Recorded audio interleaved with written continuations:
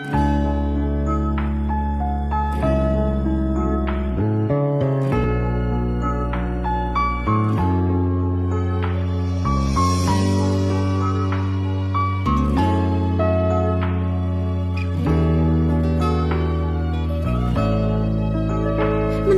ំពុងពេញស្រឡាញ់សុងមកប្រាប់ថាបាយស្រាំតែទឹកភ្នែកហូរមកគាត់សឹងមិនតន់ចង់សួររងហេតុផលអូនថាវេលាយ៉ាងសល់មិនគ្រប់គ្រាន់ហើយដើរចេញទៅទុំឲ្យបងក្រំគ្រាខួរក្បាលព្យាមជុំកិនជុំនឹងខំបំភ្លេចញោមបងរៀនបេញដូងរឹងមាំពេលគ្មានពងងារក្រែងថាវេលាជាបើថ្ងៃមួយពួកយើងជួបគ្នាម្ដេចបងមានអារម្មណ៍ថាឈឺចាប់លើសដាបែកគ្នាលឿនពេកបងធ្វើចិនមិនទាន់បាននៅស្ដាយអនុសាក្រុមយ៉ាងធ្លាប់សាងជាមួយអូន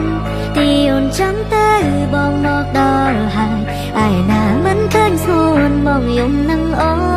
នបេងដងឈឺសាបែកគ្នាលឿនពេកទាំងផ្នែកប្រជែងគ្នាហូរពេលញញនាមផ្សេងសួរវត្តមានជីវ៉ាដណ្ដើមការចងចាំតែបងគួរប្រឈមរបៀបណាបើភៀមអាយកានៅតែតាមរកបង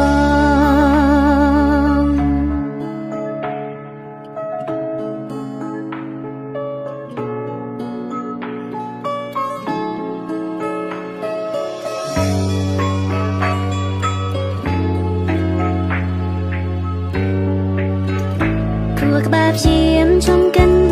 ជុំនឹងខំបំភ្លេចញោមបងរៀនបេញដូងរងងាំពេលគ្មានពងងារ